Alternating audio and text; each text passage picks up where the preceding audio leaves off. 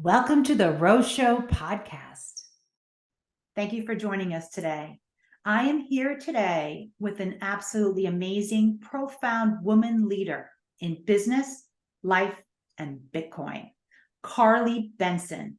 She is currently head of VIP whale services at the amazing Bitcoin conference, Bitcoin Magazine. She's also co-host of Bitcoin Magazine Twitter Spaces and Good Morning Bitcoin. But before all that, Carly ran a very successful marketing consulting company for over 18 years. She's been featured in many media outlets, and she's a true, profound entrepreneur, self-sovereign, and creator with an abundance mindset, with a purpose to inspire others to their life purpose. Miracles are brewing. So how you doing today, Carly? Oh my gosh, thank you for that intro and thank you for having me. I'm super excited to chat with you. Yeah, kind of a hodgepodge of a background, but we'll get into it. So I love thank it. you. Well, thank you for being here. You know, our lives lead us to where we are today. And I truly believe that everything happens for a reason and for a purpose. And that's why we're here today to talk about self-sovereignty, freedom, and truth. And that is definitely symbolic of Bitcoin. Yes. So Bitcoin has been said to be alternative currency, global reserve asset, insurance policy, truth, freedom, energy. Carly, please tell us what Bitcoin means to you. Gosh, it's a hard thing to pinpoint because I feel like it represents so many things. I think to me, it represents freedom and hope. And I say that because with what's going on in the world today, we continue to see time and time again how our current system is not set up to protect us or in our best interest, even for that matter.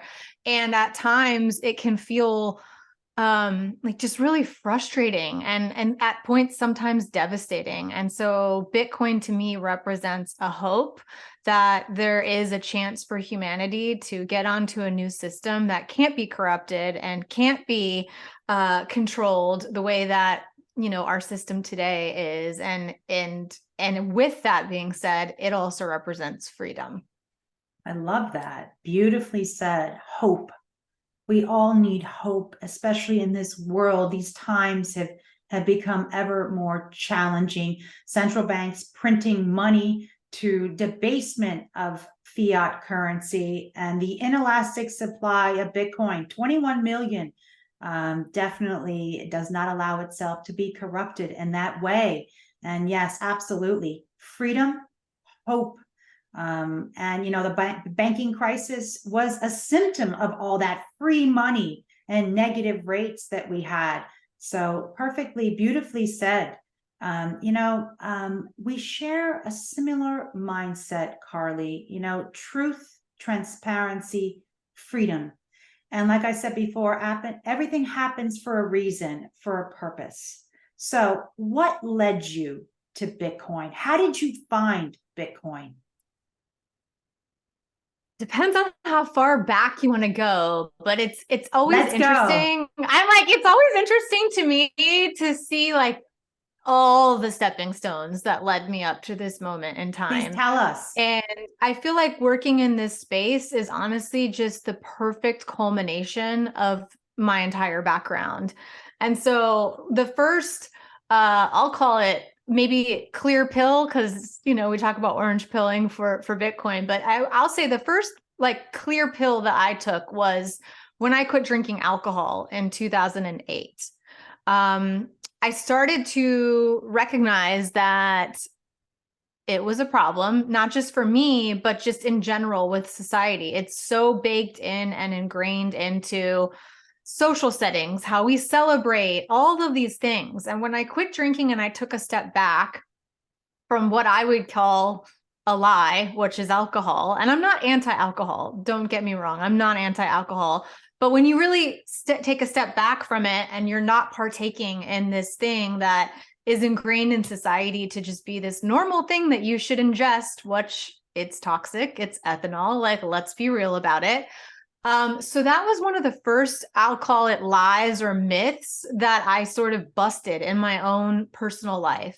And when I took a step back from drinking, it opened a door for me to start really like being open to questioning things and questioning everything, including, what I wanted for my life and how I wanted to live and how I wanted to show up in the world. So that really sent me on a trajectory. I mean, that was a life-changing decision for me. So I'm heading on 15 years, no alcohol, this August. Yes. Congrats. Thank you. And thank you so much. I wouldn't change it for the world. You couldn't pay me to go back, but it set me on this trajectory of seeking truth and finding freedom, like all along the way, like all these little micro decisions and tiny things. So when I quit drinking, I was working in the credit card processing industry. So I was, I did sales across the country. I managed probably 500 different independent sales offices. So I was involved with a lot of the whales within the credit card industry space. And I kind of got tired of the corporate sort of ladder and all of that stuff, which is a whole other track we could get off on a tangent on. But I decided to go off on my own. I started my consulting business, like you said, and I started working in the web development space. I did a lot of project management, people building websites, doing social media, building their brands online, all of that stuff. So that's truly my background. And it took me a little while to build up the courage, but I finally said, okay, I'm going to take the skills that I know about building websites and building a brand, and I'm going to build one for myself. So I launched a website called Miracles Are Brewing. So I quit drinking in 2008. I launched it was a blog basically in 2012. And it was just kind of an outlet for me to start sharing about my journey with quitting alcohol. And sort of just took all my skill set that I had from my background and started applying it to building this brand. And it blew up. At the time, there was nobody talking about this stuff online. And your options when you wanted to quit drinking were go to AA or go to treatment. And I did neither of those things. Not to knock either of them. They work for a lot of people, but I took a very non-traditional pathway into it. I started going to church. I started a spiritual practice. I started going to the gym. I started just being a lot more mindful of my decisions. So I started writing about it, and this blog blew up. And people started coming to me and asking me, how did you quit drinking? And I said, okay, there's obviously a need for this. So I went and got all the certifications. I probably spent $100,000 on my certifications and personal development and trainings and all of that stuff, and started to pursue a pathway into coaching people. And I've probably helped thousands of people quit drinking with courses and programs and all of that stuff. So I've done speaking. I got certified as a yoga teacher, the whole nine. And in 2016, I was dating someone for a couple of years, and I moved out to Las Vegas. And we're not together anymore, but we're still very good friends. So his name is Mark. I'll just refer to him by his name versus my ex. We dated for about 8 years. He is a professional gambler. So when I moved out to Vegas, my career took off with teaching yoga and speaking and doing all the alcohol-free stuff. And I started to get ingrained into the poker and the sports betting community out there. And they have all been interacting with Bitcoin for years. They bet in it, they settle in it, they win in it. And so I saw use cases for Bitcoin when I moved out to Vegas, within this community, kind of before it even went as mainstream as we see it today. And so I started learning about Bitcoin in 2017 and didn't really understand what it was. And I said, okay, well, they're using it, they're talking about it, so I might as well buy some, kind of like they said in the beginning, might as well get some just in case this takes off. So I did, but I didn't really understand it. Fast forward to 2020, the pandemic hits. And this is when I think we started to see things in the social media landscape that we hadn't really seen before, which was the cancel culture and, choosing sides on things and all of this stuff happening in the media, with, the pandemic and, the George Floyd stuff and like the elections, and it goes on and on and on and on. And I, at that time, started to get kind of burnt out with what I was doing in the sober community. And I found that some of my values were not aligning with, some of what I was seeing within this space. And so I took a step back and I said, oh my gosh, I've built this whole business and I kind of don't want it anymore. And it was this weird moment of reckoning. And at the same time, I started really digging into the rabbit holes and I started questioning everything. I was not the person who watched the news or cable TV or like any of that stuff.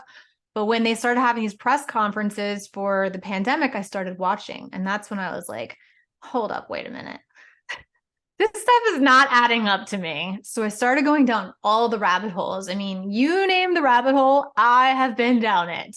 And the common thread among them all was always money. Everything led back to money. You always hear people say, follow the money. And that's what I started doing. I started following the money and I started calling bullshit.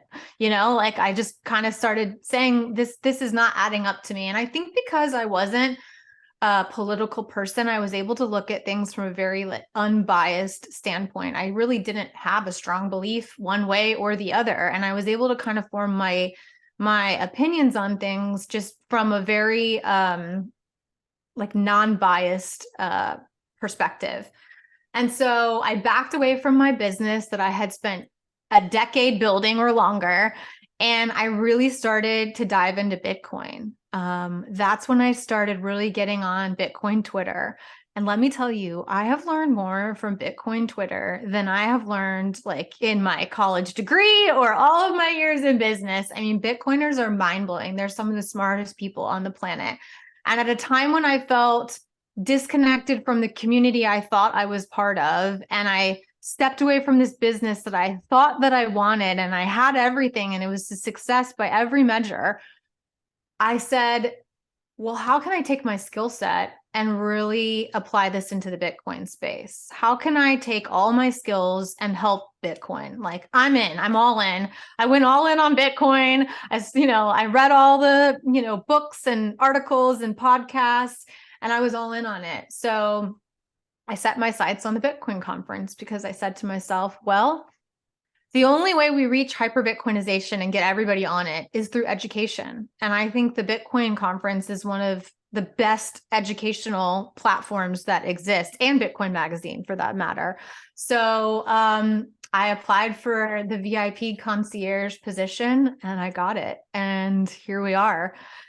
And let me tell you, it has taken all of my skill sets and allowed me to really apply them all into something that I'm able to really get behind and pour my heart and soul into. So that is the long-winded way of how I got here today. I love it. What a beautiful story. And just hearing about your journey, you really embody what Bitcoin means. It's that whole journey of self-discovery and knowing that anything is possible. And on your website, which is so beautiful, you wrote nothing, you said, there's nothing that's impossible. And I always say anything is possible. Same thing, we create our lives, and it's about seeking the truth. And I love how you said that you're a truth seeker, and that is what I see in Bitcoin and in freedom. And it's funny, I feel I was called to this Bitcoin conference. It's like it calls us. It's educational, it's fulfilling the hyper Bitcoinization. I love that word. And basically it just means spreading the awareness of all the beauty in Bitcoin. And thank you so much for that beautiful story. I just want to highlight some of those amazing moments in your journey, because Carly, I believe that your journey is so inspiring. And I think that many are on a similar path, and they may have fear. And fear tends to be the root of almost everything. And we have fear of change, fear of success, fear of failure, but it's ultimately that changing. And I love what you wrote on your Instagram about our former selves. We thank you to our former selves. Could you please tell us what that means to you? Yeah. So I would not go back and change a thing about my past. I was a crazy party girl. I was, drinking, doing drugs, the whole nine. I struggled with anxiety and panic attacks, and it sounds kind of awful when you go back and, think through it, but I wouldn't change a thing because it led me to that moment in time where I made that choice. And it was the first choice of many, like a domino, Mhm. that allowed me to be where I am today. I would not be in the same place that I am anywhere in my life if I continued on the path that I was on. Honestly, I might not even be here talking to you. Like it was pretty bad. And so when I say, thank you to our former selves, like your past makes you into who you are. As it could be ugly, it could be beautiful. Anything about your past shapes you into who you are today. And some of those things that you have to get to the other side of, and those mountains that you have to climb, and those messes that, you have to deal with, you can turn those messes into messages. And you can't understand joy without understanding pain and sadness. So Exactly. I personally think that some people get stuck on their past, and they're not proud of things that they've done in the past, or they don't like how they were living, or they feel they wasted so much time. But it's all there for a reason. Everything happens for a reason. It's all divine, in my opinion. And so, yeah, I thank my former self because she made me into who I am today. And I wouldn't change a thing about it. I would not go back and redo it any differently than it was. And so that's kind of what I mean by that statement. And I think you're right. Beautiful. A lot of people do fear change. They fear success too. Like you really hit on a chord there when you said that. And so, it's always interesting to see how someone has kind of come along and transformed and changed throughout the years, and how much courage it really does take, to say, you know Absolutely. what, there's got to be something better here. It's accepting and embracing that. It's through the difficult times in our lives that we grow and learn the most. And, we're not a prisoner of our past. We embrace it and we accept and we're accountable for all that. And that makes us who we are. Beautifully said. And it's so inspiring for everyone. I focus in decision making myself. So I always like to say your life is a summation of your decisions. Optimize your decision making to transform your life. And we have the power right now. We can transform our lives by making those choices like you did with quitting alcohol. Give you much credit. God Thank bless you. It's you. an amazing, amazing thing. So thank Thank you. you. Thank You're you. welcome. And you're so inspiring. And how appropriate to have you as the head of VIP Whale Services at the largest Bitcoin conference in the world. Carly, tell us about your role, how it's evolved over the years, and what your focus and goal is. Absolutely. It's an honor to work for the Bitcoin conference and Bitcoin magazine. I just hold them in such high regard. And yeah, so I started out as the job I applied for, and the role I came into is VIP concierge. And as you know, because you've been watching the space for a little while, the Mm-hmm. conference has evolved over the years. Yes. So in 2019, they were on a rooftop in San Francisco. Mm-hmm. It was a small gathering. They didn't have a VIP ticket. It was, just kind of getting like the diehard Bitcoiners at the time together. And then the pandemic hit. And so things got postponed and postponed. And then finally, they did the Bitcoin conference in 2021. And that was the first time that they offered the whale pass or the VIP pass. And it was kind of meant to be for the OGs in the space, the Bitcoin whales, and They sold it and wanted to just kind of see, like, is this something that people would want? And it was a pretty big hit. So for Bitcoin 2022, that's when they said, you know what, we need somebody to manage this and, build out this product and make it something really special. So when I came on board, they hired me as kind of a concierge. But when I got in there, I quickly realized, like, wait, we need to build this whole thing out, So I was able to take a lot of my skills from working in the internet space and apply it there. So really took the time to build out, and it sounds nerdy and like, maybe minor, but it's actually a really huge thing. I built out the whole back end system. Wow. So our communications, our newsletters, our, interacting, our customer support with our VIPs. I've built out, we call it the whale hub, basically, where like all of their information is. And then this year I've taken on an even stronger role in the actual event production. So creative directive on, everything that we're creating and the whole entire experience from soup to nuts. So it's evolved quite a bit. I have a team that works with me now. So I have, somebody who's doing the concierge stuff. We do onboarding calls with our whale clients. It's a 3-day event. So it's coming up here in Miami in May. It'll be May 18th through the 20th.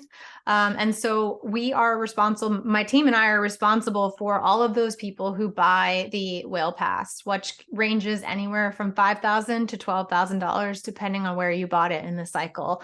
So these are high net worth individuals, they're investors, they're people who are looking to deploy capital into the space. They're people who have been around in Bitcoin since, it started, since inception.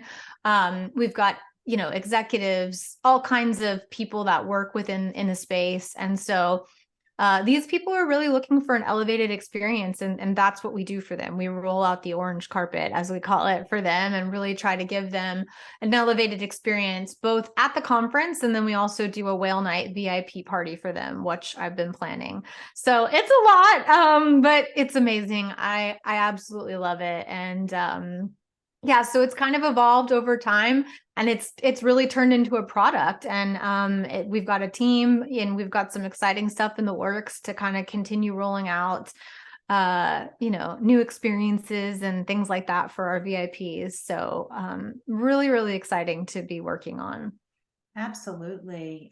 Sounds like an amazing product, and it's very telling. It just shows the importance of Bitcoin in our world, and how Bitcoin has evolved to have all these high net worth executives attending the conference. To me, is very telling.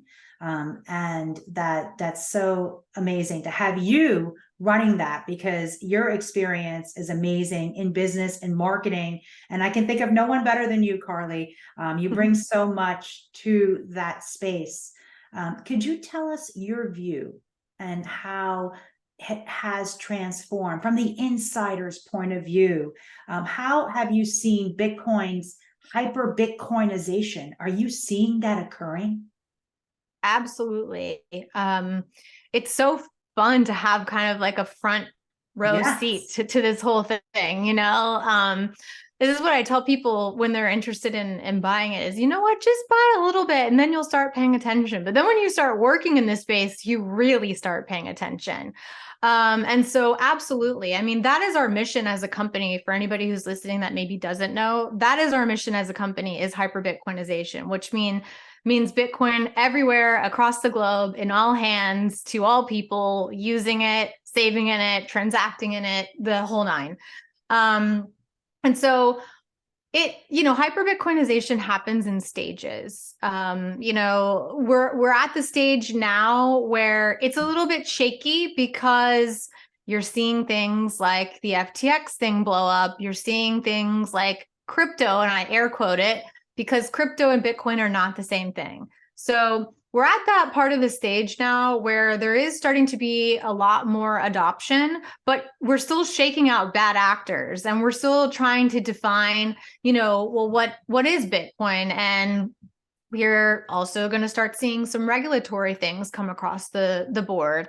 And so I think we're at a little bit of a, I won't say shaky point because the thesis on Bitcoin hasn't changed, but shaky point in the hyper Bitcoinization cycle where people are, they know they need it and they know they want to get into it. But you're seeing things like, large corporations, governments, nation states, teetering on the edge of like, should we fold this into, what we're up to? And I think we're looking for a little more clarity in the space and the industry before they teeter over. But once that happens, it's game on. It started out with people like, the poker players and the Silk Roads and the OGs and, people like Max Kaiser who bought tons of Bitcoin when it first happened or first came out. And then you slowly started to see, like we call them the plebs, slowly started to see the pleb army, building up. And then you got people on Twitter who are really, having, the Bitcoin wars, basically debating things back and forth. Then you started to see people like Michael Saylor, he's taking the MicroStrategy approach, and you started seeing, really large corporations and people like Elon Musk talking about Bitcoin. Then, we had El Salvador announce at our conference that they were going to make Bitcoin legal tender. So there's these dominoes that keep falling one by one that is leading us down the path of hyper Bitcoinization. And, it is happening, but we're in the part of the cycle where it's slightly a bit of a holding pattern. But, that's not going to stop Bitcoin. If anything, I think this is a good thing for us to all take a pause and get some clarity around it.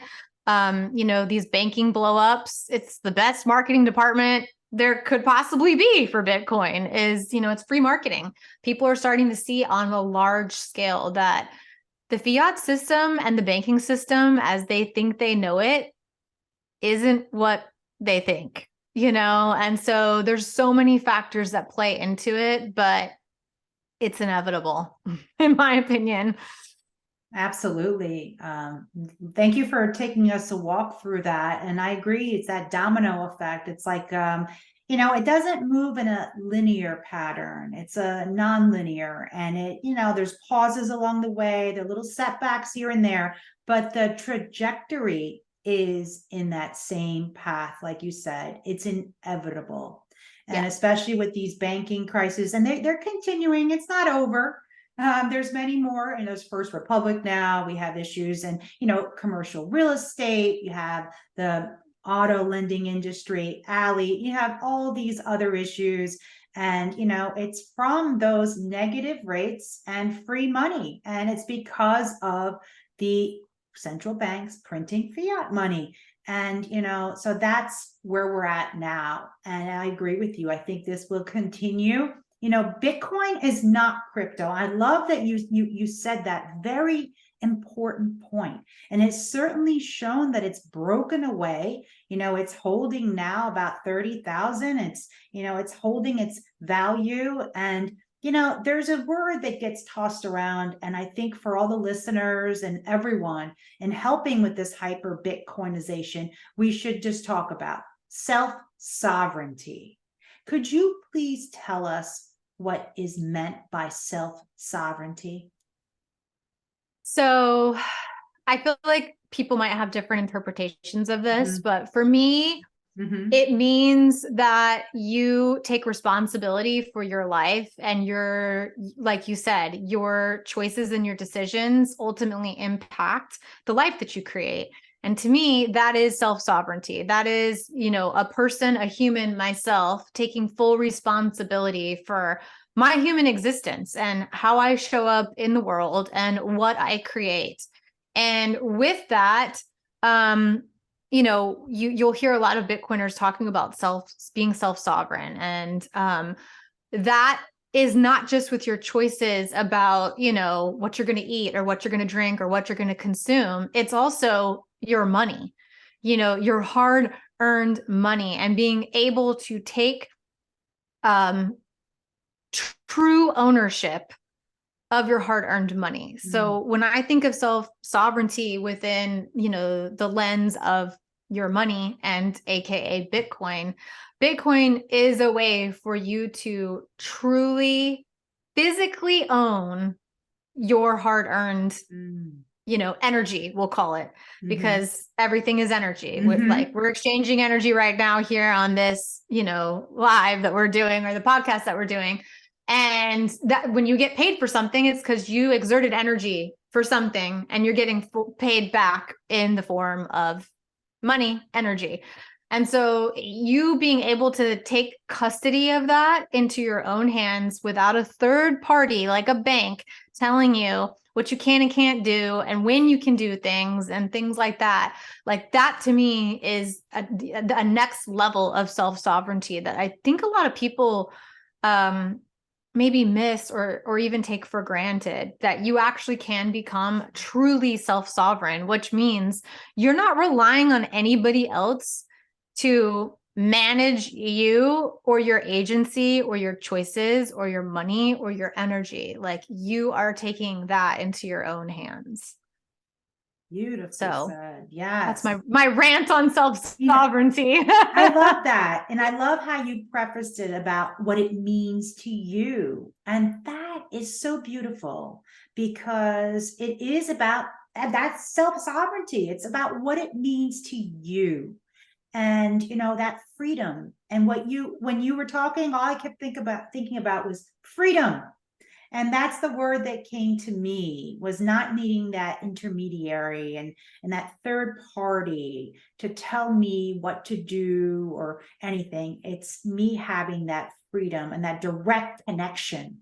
And well said. I love it. I love it. Thank you. And that's our purpose here, is to enlighten people to the way. And I call Bitcoin the way. It's everything, and it's just truth. And and that's the purpose of this Bitcoin conference, is to continue spreading awareness. And number one is education. And it's to educate people and to let them know what Bitcoin is for everyone. So could you tell us how people can get involved and learn more about Bitcoin with the Bitcoin conference? Absolutely. So there's many, many ways you can learn more about Bitcoin. Bitcoinmagazine.com is a great place to go if you want to just read about it, learn about it. There are so many articles. There's so many educational resources. So that's a really, really great outlet. If you just want to learn about it. But then we also have the conference, which is a way for you to come in person and learn in person from some of the brightest minds within the space. Like I told you before, when I got on Bitcoin Twitter, my mind was blown. I mean, Bitcoiners are some of the smartest people on the planet, in my opinion. I mean, I'm biased, but I've read a lot, I've studied a lot, and I consistently have my mind blown. So the conference is a way for people to come learn in person. It's a way for them to come and listen to talks and network and rub shoulders with other Bitcoiners. And if you've never been around a large gathering of Bitcoiners, it is something you have to experience for yourself. It is so special. You will make so many friends. There's something special about it because Bitcoiners are all very like-minded. We talk about all these things: freedom, truth, self-sovereignty. Like, there's all these, philosophical elements of Bitcoin besides the technical side of things. There's something for everyone in Bitcoin and at the Bitcoin conference. And so it's a way for you to come, feel the energy of the community in the space, learn from the speakers that are on the stage, and actually you can interact with Bitcoin. So we have an expo hall set up. We've got tons of people who are going to have booths and all kinds of ways that you can learn how to interact with Bitcoin. We have a bazaar set up where you actually will have the Lightning Network set up there. So you can actually buy things with your Bitcoin. You can, start to learn how to transact in it. So yeah, if you're interested in learning more about the Bitcoin conference, you can go to b.tc/conference, and everything is on there. In addition to our conference, obviously it's one of the largest gatherings. It's the largest financial services conference in the world, and it's also the largest Bitcoin conference in the world. At least are the stats I've been told. So with that, there's a huge gathering that's happening in Miami. So there's tons of other, we call them SAT allied events because Satoshis. There's tons of other opportunities to like network and hang out with people. There'll be all kinds of things going on, not just inside of our conference, but in the outskirts of it within the beach. So it truly is something so special. And I cannot speak more highly about going. And I know I work for the conference, but let me tell you, if I wasn't working for the conference, I would be in Miami. To me, it's a not to be missed thing. If you're interested in Bitcoin or you're in Bitcoin at all, it's one of those events that you can't miss it. Love it. And well, I'm going to be there and I'm so Yes! honored. Yes, I'm so honored. Excited. Yeah, I'm so honored to be part of the press at the Bitcoin conference, May 18th to May 20th, 2023 in Miami Beach. Great place to be in May. I'm in New York, so hey, I'm looking forward to that. And plus, looking forward to meeting other like-minded people with similar mindsets like you, Carly. And so brilliant. I got to tell you, the people that I've met, and especially you, are just so brilliant, so smart, and just have such a diverse, amazing background. And the people come from all different industries, sectors, different backgrounds, and they all come together to this gathering. And like you said, it's not just a conference, it's just the whole Miami Beach is going to just become like the Bitcoin place for those few days. And it's just the place to be. I'm looking forward to it. I'm looking forward to meeting you as well. I want to talk about Bitcoin future. And, in investing, we always talk about the future. And, there's a lot of uncertainty with the stock market and, currency issues that we have. And, there's a lot of negativity and people are really scared and they're very fearful about where the economy is going. So Bitcoin brings hope, like you said. Could you please tell us what you envision for the future with Bitcoin? Oh man, I'll try to do this short answer. But I mean, like I said, Bitcoin is unstoppable. It's inevitable in my mind. When you're, and then I get it. It is scary. It's a scary outlook. Like you have people like my parents, they're retired. They worked hard their whole entire life, really hard, day in and day out, saved enough money up to retire. And now they're nervous. Like, is my money going to be safe? Is it going to be enough? Is it safe in the bank? Is it safe in stocks? Obviously I've orange pilled them. So, they're Bitcoiners now. Yeah. But what I always tell people is Bitcoin right now, in its current form, is a savings technology. It's a way for you to store your value in something that can't be debased by money printing, like at the simplest form. So to me, I always tell people, put some money into it, start paying attention to it, start learning it. Put money in there that you don't need to touch for a while and just, keep adding to it and keep adding to it. If you have a large chunk of money and you're not sure where to put it, Bitcoin's a great place to park it. So like I said, I know that Bitcoin is inevitable, but I also know that that's hard for people that are just learning about it to understand what that means. So I'll just drop some like fun facts that I tell people when they're wondering, should I put money in Bitcoin? So one thing that is very unique about Bitcoin is that it is truly decentralized. It means there's no board, there's no CEO, and there's a fixed supply. There will only ever be 21 million Bitcoin. Okay. So that's the big difference between the fiat system and even gold for that matter. They're not fixed supplies. Bitcoin is a fixed supply. So now we'll take it a step further. I'll just ask you, how many millionaires do you think there are in the world? Many. I couldn't even give a fixed number. Probably many. There's As of today, the last stat that I had was that there are 68 million millionaires in the world.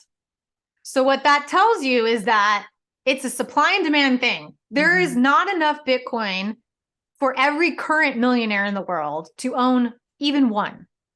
So when you talk about from an economical standpoint and you talk about supply and demand, that just goes to tell you that the fixed supply is very, very, very important, because eventually it's going to come to a point where everyone realizes, wow, I should have bought Bitcoin, or I need to buy more Bitcoin, or wow, I need to park my money somewhere safely. And there's not going to be many of them for people to buy, because you have people probably like you and definitely myself and all of the people that I know who we're not selling. We're buying Bitcoin and we're holding it and we're not moving it. I forget what the stat was, but I want to say it's like 70% of Bitcoin in wallets hasn't moved in over 2 years. So the supply is dwindling down. There's only a certain amount of it. And when I say it's inevitable, like, you can't keep printing money in the way that they've been doing it. Like, there is going to come a point where there's going to be a decision that has to be made. And without going off on a whole other tangent, they are going to roll out central bank digital currencies. And that's going to be a whole entire system designed to enslave people more. They're going to do it under a guise of, helping people and universal basic income and all of this stuff. But there will come a time where it will come with all of these, restrictions and whatnot. And there's going to be people at that time who don't want to operate within that system. And Bitcoin is going to be the life raft that they're going to want to jump on. But the problem at that point is that there's not going to be that much Bitcoin for them to get. And that means the price of Bitcoin is just it's algorithmically, mathematically programmed to continue going up and to the right. It's like for all eternity. And so when you think about it from those standpoints, you probably should buy some, like, even if it's just a small amount. That's what people think, like, well, Bitcoin's $30,000. I can't afford $30,000. You don't need $30,000. You can buy $5 worth of Bitcoin. You can buy $10. You could buy $1 of Bitcoin. And even a small amount, if Bitcoin ends up being $1 million a coin, or not if, I'll say when, you're going to be really happy that you have a small percentage of that. And actually, you're probably going to wish that you had more. And so I want to point out that it's not about getting rich quick. This isn't something about like, oh, I'm going to make all of this money. This is about protecting yourself from what is about to come. This is about finding a place to park your energy, your value into something that can't be corrupted by, central banks, the government, what you're seeing today. And so the future of Bitcoin is bright. The thesis of Bitcoin has not changed. We continue seeing, we say TikTok next block. Bitcoin doesn't care what you think. It doesn't care what you believe in. It doesn't care your political affiliation. It doesn't care. It's just a mathematically, algorithmically programmed superior monetary system, and it keeps moving no matter what, you know what I mean? So like there's no stopping Bitcoin. And so when I say it's inevitable, all of those factors are, things to take into consideration, that I think, maybe a lot of people don't necessarily know about. I mean, I think we have a long way to go with education to, make it less scary for people to get into Bitcoin and learn about it. But like I said, the Bitcoin thesis hasn't changed. Doesn't matter what we see happening in the world. Bitcoin was made for this. Like, Bitcoin's having a moment right now as everything is on fire. And this is what it was made for. It was literally what it was designed for, is for this moment in time, which Satoshi Nakamoto had the foresight to know and see, wait a minute, this system is broken. Let's make something better that's for the people, for freedom, and represents truth. It's backed by math. A lot of people say Bitcoin's not backed by anything. No. It's backed by math, and it's a beautiful thing. So yeah, I think I'll stop on my tangent, but that's Bitcoin to me is the future. Love it. That is the future. Yes. And that exactly is the motto of the conference, the future of Bitcoin. So Yes. beautifully said. I love everything that you explained to us. And that's so important. It's to educate. And that is our role. And that was our purpose here today, was to enlighten people. You said so many great points. I'm just going to point out a few. The insurance policy. It's like it's an insurance, a protection for our future. And just do the math. It's just mathematical. There was someone else I had spoken to recently about Bitcoin, and he was also enlightened, and he knew about Bitcoin. He said, the big argument is, what's the value of Bitcoin? It's just a Bitcoin, right? But what's the value of a dollar, really? I mean, what is this? It's, if anything, it's decreasing. If there's any value, it's decreasing. And there's a constant debasement going on. So there really isn't any argument against Bitcoin. And I think that we just need to work on educating people and, supply and demand. It always comes down to supply and demand. And we know there's a finite supply, inelastic supply of 21 million. And that is key. And I love how you made that point about there's 68 million millionaires, and they couldn't even there's not even enough Bitcoin for do the each math. of them, right? Do the math. Exactly. It's just math. It's nerdy math, but I love it's nerdy math. beautiful. I love it. And, you said something that's so important. And I think we need to talk about this just briefly. Central banks' digital currency. And we need to let everyone know it is not Bitcoin. And do not confuse the two, correct? Correct. No. So, I mean, I can go on a whole tangent about it, but just to dial it in. Mm-hmm. Okay, what we've seen with the banks happening, we saw this banking crisis happen, and I'm not talking about FTX. I'm talking about Silicon Valley and the chain reaction of all of that just happened, where you had what's called a bank run. People were like, okay, my money's in this bank. This bank is not getting good press. It's getting out there that they don't have the funds, which, by the way, the banks don't have your money. Yeah. They do this thing called fractional reserve banking, where they're allowed to loan it out like 10x the amount of time. They don't have the liquidity. They don't have that. Yeah. So if everyone, and I'm not saying this to start a bank run, but just like hypothetically speaking, if everyone were to go and say, I want to pull all my cash out, the banks like physically could not handle that, right? And so this is what Bitcoin is made for, but we'll just put Bitcoin over here to the side for a second. What they want to do with the central bank digital currency is they want to eliminate that from being able to happen. Why? You know how long it takes to actually physically print out paper cash? Like if everybody did say, hey, I want my money back today, they would actually have to print the cash because they don't have it. They've, circularly lended it all over the place. With a central bank digital currency, sure, here you go.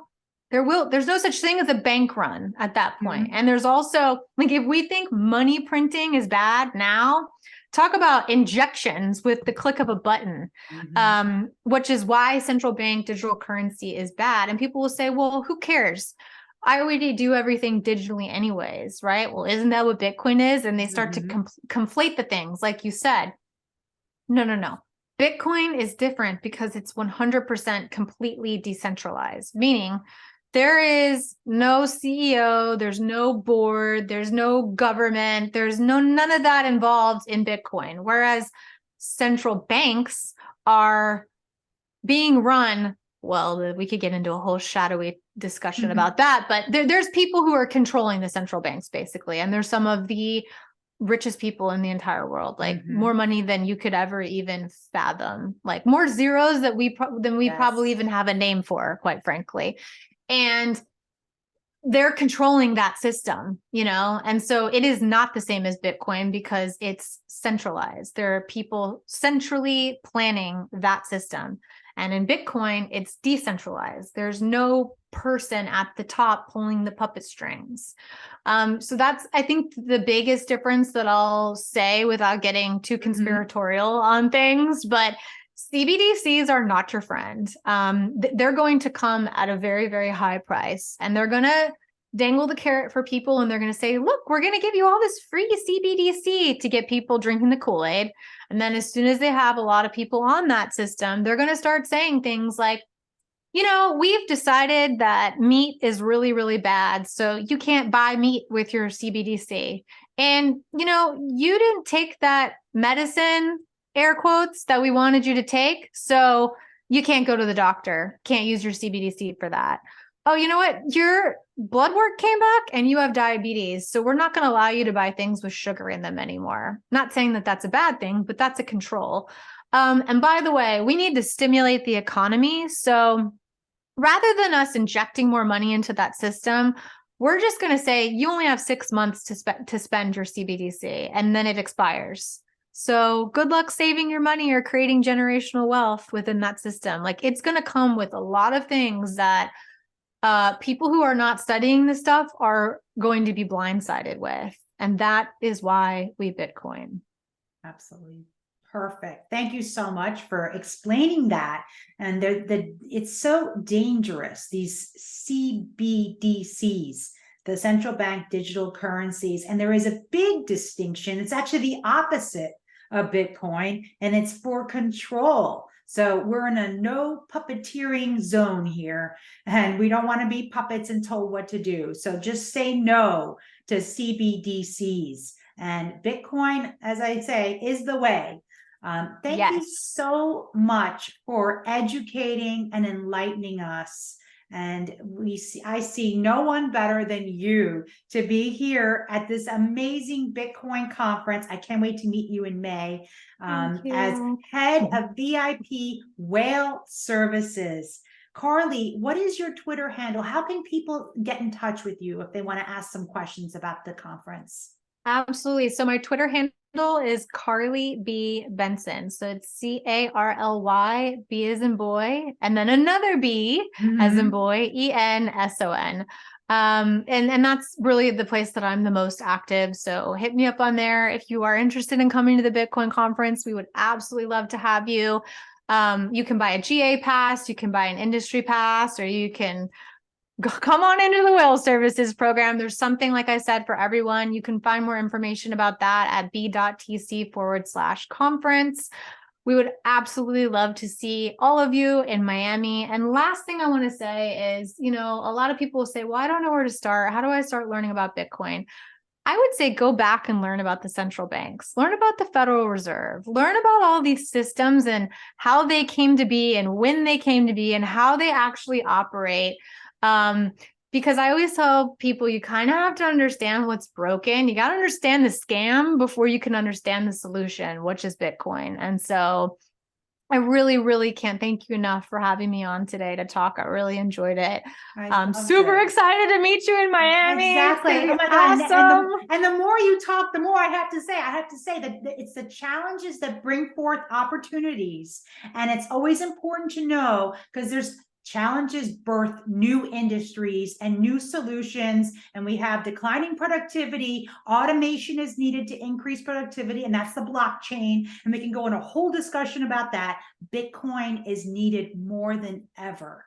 And I always say self-study, do the research on your own. It's not like we're trying to change people's minds. We're just trying to help and trying to enlighten and educate. Thank you so much. You're amazing, Carly. I'm so grateful to have met you today. There was a reason for this and a purpose. So thank you so much.